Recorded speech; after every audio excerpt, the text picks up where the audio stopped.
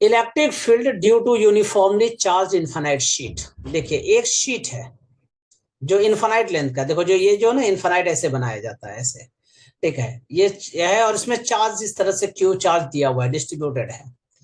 इसकी charge density कितनी है बेटा, सिग्मा है, ठीक है। अब मुझे इस पॉइंट पर निकालना है, इस पॉइंट पर इलेक्ट्रिक फील्ड इंटेंसिटी होगा कितना होगा। इसको मैं गॉस थ्योरम में प्रूव कराऊंगा, गॉस थ्योरम के एप्लीकेशन में। और एक मेथड और भी है, किसी दिन टाइम निकलेगा मैं करा दूंगा, ठीक है। अभी मैं इसका फॉर्मूला सिर्फ लिख देता हूं बेटा। नेट इलेक्ट्रिक फील्ड इंटेंसिटी क्या होता है, सिग्मा अपॉन 2 एप्सिलॉन नॉट। किधर, देखो ये प्लस की वजह से इस पॉइंट पे निकाल रहे हैं तो उधर चला जाएगा, मतलब टुवर्ड्स नॉर्मल, इसके परपेंडिकुलर हो जाएगा टुवर्ड्स नॉर्मल। मैं यहां सिर्फ फॉर्मूला लिख रहा हूं, लेकिन याद रखिएगा विदाउट प्रूफ में कोई बात करता नहीं होता, ये सारी बातें जो है प्रूफ में दे दूंगा आपको आगे, ठीक है। तो अभी सिर्फ इसका यूज करेंगे, इसलिए ये फॉर्मूला मैंने यहां लिखा है। इसका एक मेथड मुझे और भी पता है कि स्मॉल एलिमेंट ले लो, जैसे हमने पहले किया था ना, वो जैसे लीनियर लाइन वाला किया था, उसी तरह यहां भी कर सकते हो, अपने से करके मुझे भेजना, सारा चीज वही होगा। dx equal R tan theta R sec square theta D theta, जिस तरह से किए थे वैसे भी कर सकते हैं आप। अदरवाइज मैं इसको प्रूव करा ही दूंगा आगे। अभी सिर्फ याद रखिएगा, net electric field intensity due to infinite sheet is equal sigma upon 2 epsilon naught, ये सिग्मा है, ठीक है। An infinitely large plate of surface charge density plus sigma, ठीक है, ये प्लेट है, इस पे प्लस चार्ज दे रखा है, प्लस सिग्मा दे रखा है, line in horizontal X Y plane, a particle having charge minus Q naught and mass m is projected from the plate. देखो यहां माइनस क्यू नॉट चार्ज है, यहां से इसको इस तरह से प्रोजेक्ट किया गया है with a velocity u making an angle theta with the sheet, यहां से थीटा एंगल बना रहा है। Find the time taken by the particle to return on the plate, कहता है कितना टाइम के बाद वो रिटर्न हो जाएगा। फिर पहली बात है, आप जो फेंक रहे हैं उसका कुछ ना कुछ एक्सीलरेशन तो होगा, तो पहले एक्सीलरेशन निकाल लीजिए। तो जब हम लोग फेंक रहे हैं तो पहले फोर्स F इक्वल टू क्या फॉर्मूला होगा, क्यू नॉट इंटू ई मैग्नीट्यूडली, ठीक है। अब ये शीट है, तो शीट की वजह से इलेक्ट्रिक फील्ड इंटेंसिटी क्या लिखाया था मैंने, सिग्मा अपॉन 2 एप्सिलॉन नॉट, तो यहां लिख दीजिए Q naught into sigma upon 2 epsilon naught, ये फोर्स हो गया जी। इसकी डायरेक्शन किधर होगी इस फोर्स की, देखो माइनस है तो ऊपर से नीचे की तरफ, ठीक है। तो मैं क्या लिखूंगा, डायरेक्शन इसकी क्या होगी, डाउनवर्ड। प्लस होता तो प्लस प्लस रिपल्सन ऊपर चला जाता, माइनस है तो नीचे की तरफ आएगा। यस और नो। अब एक्सीलरेशन, देखो फोर्स इज इक्वल टू क्या होता है, मास इनटू एक्सीलरेशन, यस और नो। तो एक्सीलरेशन क्या हो गया, मास से डिवाइड हो जाएगा, acceleration equal to force upon mass, ठीक है। तो Q naught into sigma upon 2 m epsilon naught, yes और नो। देखो क्यू नॉट कांस्टेंट है, sigma constant, 2 m epsilon naught सब कांस्टेंट है, इसका मतलब ये यूनिफॉर्म होगा, यूनिफॉर्म एक्सीलरेशन होगी। तो this acceleration is act like a g, ये क्या होता है, जी की तरह एक्ट करता है, ठीक है। मैं लिख देता हूं act like g, equal to g नहीं, अप्रोक्सीमेटली एक्ट लाइक जी, मैं ऐसे लिख देता हूं, ठीक है। अब अगर तुमने प्रोजेक्ट किया है तो टाइम पीरियड निकालना है, तो क्लास 11th में अगर अच्छा से आप लोगों ने पढ़ा है तो क्या पढ़ा होगा, टाइम पीरियड इक्वल टू क्या फॉर्मूला होता है, 2u sin थीटा बाई जी। नहीं पढ़ा है कोई बात नहीं, मैं सारा पढ़ाऊंगा बेटा, चिंता नहीं करना है आप लोगों को, ठीक है। लेकिन हाँ काम कर करके भेजना है जी। तो क्या लिखोगे बेटा, 2u sin थीटा अपॉन जी, जी के जगह में क्या लिख देंगे, Q naught into sigma upon 2 epsilon naught m, यही है ना, करेक्ट, ये आपका आंसर हो गया। नेक्स्ट, इतना टाइम के बाद वो रिटर्न आ जाएगा। फिर पूछा जा रहा है कि maximum height achieve by the particle, maximum height क्या होगा। तो मैक्सिमम हाइट का क्या फॉर्मूला होता है, u square sine square theta upon 2g, you square sine square theta upon 2 into Q naught into sigma upon 2 epsilon naught m, answer, ठीक है। Third number, at what distance will it strike the particle, मतलब कहने का मतलब strike the plate, sorry. तो कहने का मतलब क्या है, यहां से यहां मतलब रेंज निकालना है आपको। तो रेंज का क्या फॉर्मूला होता है, u square sine 2 theta upon g, ठीक है। So your answer should be u square sine 2 theta upon q naught into sigma upon 2 epsilon naught m, answer. Clear है। Now next question, this is the very important question. A block having mass small m and charge capital Q is resting on a frictionless plane at a distance d from fixed large non-conducting infinite sheet of uniform charge density minus sigma. कितना interesting question है। यहां पे एक mass body m रखा गया है, इसमें charge q है, ये एक शीट है, इसमें चार्ज माइनस सिग्मा है जी, यही अभी तक बोला है। और ये large non conducting sheets infinite sheet है, इसका मतलब है कि इसमें कंडक्टिंग नहीं है, मतलब कंडक्टर नहीं है ये। Assuming that the collision of the block with the sheet is perfectly elastic, मान लो ये ब्लॉक ने जाके उस पे शीट में मारा, स्ट्राइक किया, तो परफेक्टली इलास्टिक है, इसका मतलब है कि काइनेटिक एनर्जी कांस्टेंट होगा, मतलब ऐसे गया लौट के ऐसे चला आएगा, परफेक्टली इलास्टिक है। Find the time period of oscillation motion of the block, is it SHM, कहता है टाइम पीरियड निकालो इस ऑसिलेटरी मोशन का, पहली बात। फिर क्वेश्चन सेकंड है कि क्या ये एसएचएम में है, हमें ये बताइए। तो देखो पहले इधर की तरफ फोर्स कितना लगेगा, F equal to Q E, yes और नो। तो I can say acceleration a is equal to force upon mass, तो Q into E upon M, yes और नो। अब तुमको कि सर यहाँ पे E क्या है, तो वही सिग्मा अपॉन 2 एप्सिलॉन नॉट, जो पहले भी पढ़ चुके हैं। अच्छा ये यहां से यहां कितना डिस्टेंस ट्रेवल करता है, तो S equal to u t plus half A T square, initial velocity 0 है, तो 0 into t plus half A T square, माना half A T square formula हो गया। और ये जो डिस्टेंस सपोज करो D हमने लेट कर लिया, तो D इक्वल टू क्या फॉर्मूला हो गया, half A T square, yes और नो। तो इससे t निकाल लो, तो 2 को इधर ये डिवाइड में था, मल्टीप्लाई में कर लीजिए, a को अपॉन में कर लीजिए, तो t इक्वल टू क्या हो गया बाबू, under root 2d upon a, yes और नो, ठीक है। अब d लिखें या चाहे इसका लेंथ l लिख दें, कोई बात माना डिफर नहीं करता, एक ही बात है। अब यहाँ पे सबको सब्स्टिट्यूट कर दीजिए, so you know 2d upon a के जगह क्या लिखेंगे, QE अपॉन m, यस और नो। तो QE अपॉन m, तो m को ऊपर ले जाइए। अब e की वैल्यू भी यहां सब्स्टिट्यूट कर दीजिए, so time period t is equal to under root 2d m upon q into sigma, ऊपर में 2 एप्सिलॉन नॉट, तो 2 into 2 4 m d epsilon not upon q into sigma, this is the time period. अब यहां क्या कह रहा है, elastic collision है, माना जाएगा टक्कर मार के फिर अपने पोजीशन पे लाएगा, तो इसका मतलब यहां से जाने का टाइम स्मॉल टी, वहां से आने का स्मॉल टी, तो टोटल टाइम पीरियड कितना हो गया, t equal to 2 into small T, तो 2 इंटू, ठीक है, under root 4m d epsilon naught, you know 4m d epsilon not upon q into sigma, this is your answer. फिर question second number पूछा है कि बताइए इसका या ये एसएचएम में है क्या नहीं है, ठीक है।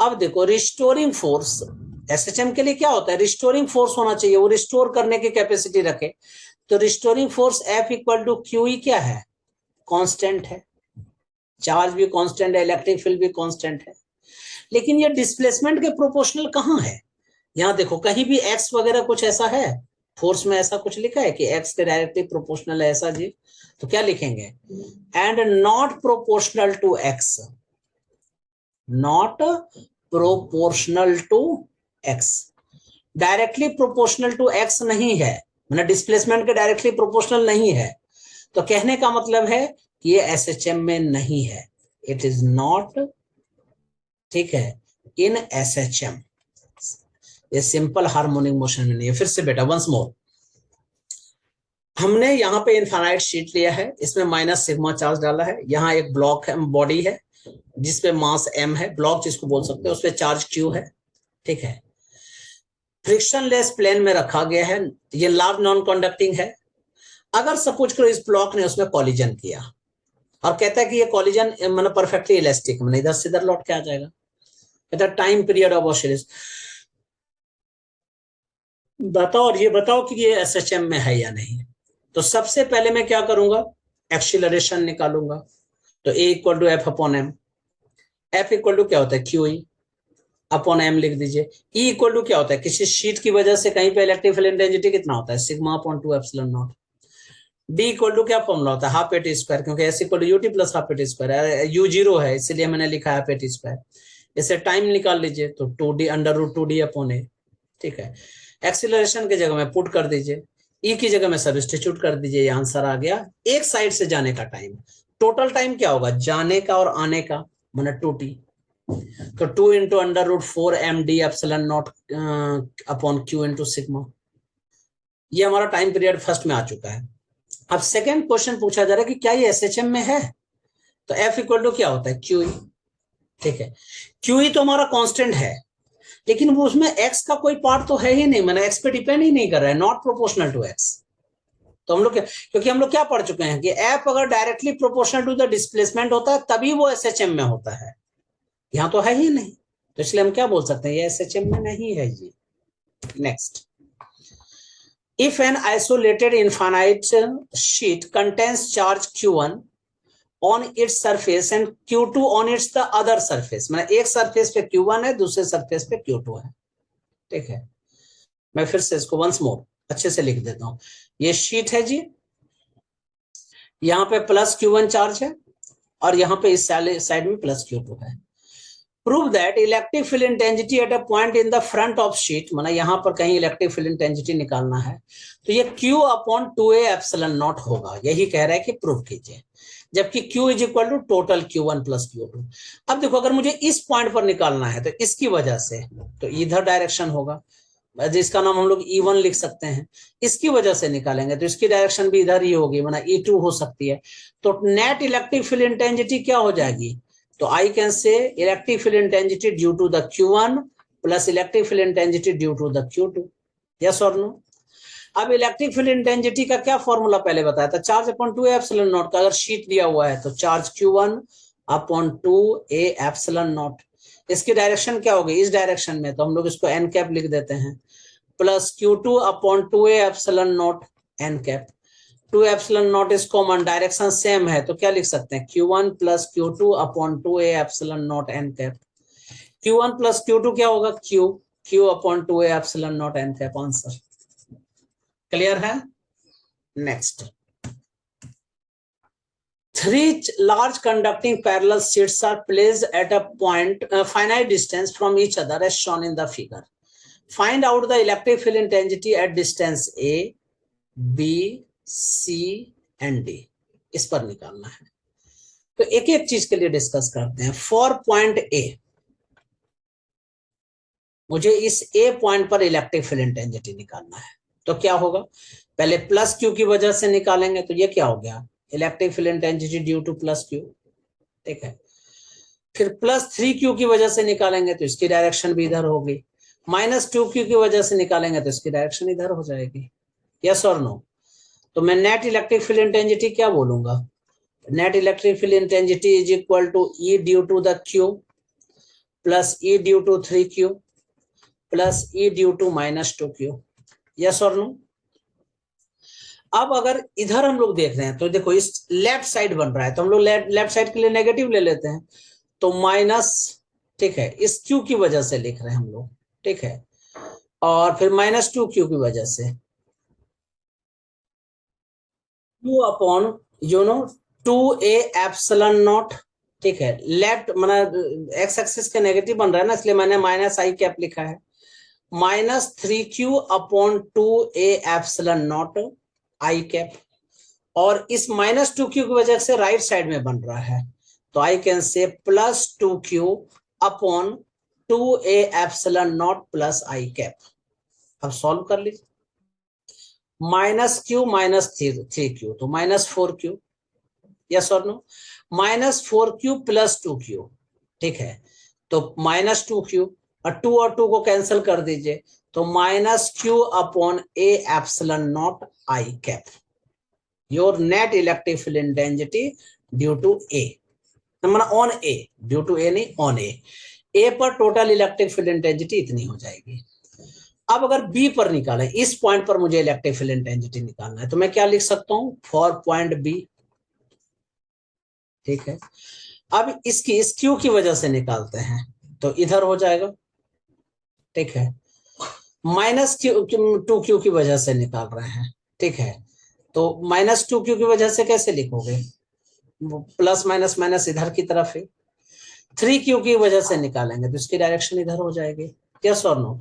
So I can say net electric field intensity on B is equal to electric field intensity due to the 3q plus electric field intensity due to the -2q plus electric field intensity due to the q, yes or no? तो इसकी वजह से देखो left side में बन रहा है तो मैं क्या लिखूंगा, -3q/2a/0 ठीक है। -2q की वजह, तुमको सर माइनस साइन क्यों नहीं ले रहे हो, इलेक्ट्रिक फील्ड इंटेंसिटी का मैग्नीट्यूड ले रहे हैं बेटा, इसलिए -2q की वजह से क्या लिखेंगे, 2q/2a/0 लेफ्ट साइड, इसमें राइट साइड में बन रहा है। अब इस प्लस q की वजह से क्या होगा, वो भी राइट साइड, तो q/2a/0 you know, +2q + q 3 और -3, आंसर इज 0। तो electric field intensity due to the B is 0।